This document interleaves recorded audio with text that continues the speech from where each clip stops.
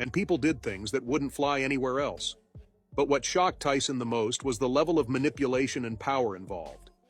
Diddy wasn't just throwing wild parties for fun, he was orchestrating the entire thing, pulling strings and encouraging behavior that was not just inappropriate, but downright criminal. Tyson's described these parties as being the most corrupt scenes he's ever witnessed. And coming from someone like Mike Tyson who's seen it all, that says a lot. Tyson's shocking expose doesn't stop at just your usual party scene. He's blown the cover off Diddy's notorious freak-offs, which weren't just wild parties, they were elaborately staged events that involved drugs, sexual exploitation, and power plays.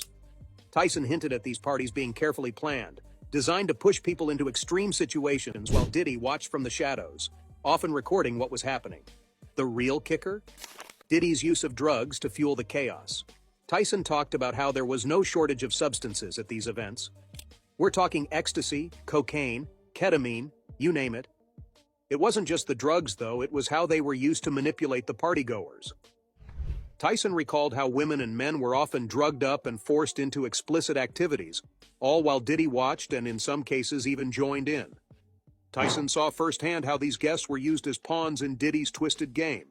And now that the world's learning about Diddy's arrest, Tyson isn't holding back. Get this, Diddy's parties weren't just exclusive, they were divided into tiers.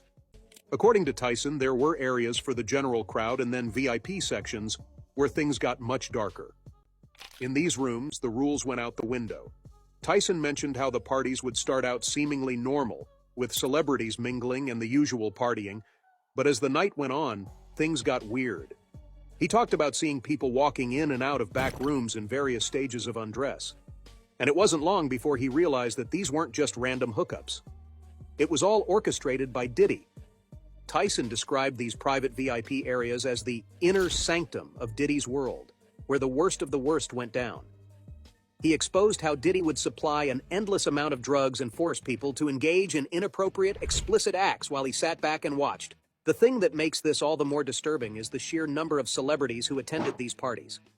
Tyson mentioned seeing famous faces like Leonardo DiCaprio, Jay-Z, Kim Kardashian, and even Martha Stewart at Diddy's parties. These were the events to attend if you were an A-lister in the early 2000s. But Tyson emphasized that while these celebrities were present, most of them didn't stick around for the real party, the darker, more twisted scenes that went on behind closed doors. Now let's rewind to a moment in history that has aged like fine wine, or rather turned sour as more details have emerged. The year was 1998, and Mike Tyson found himself seated next to Sean Diddy Combs on the set of the Keenan Ivory weigh-in show. To the casual viewer, this might have seemed like just another celebrity interview,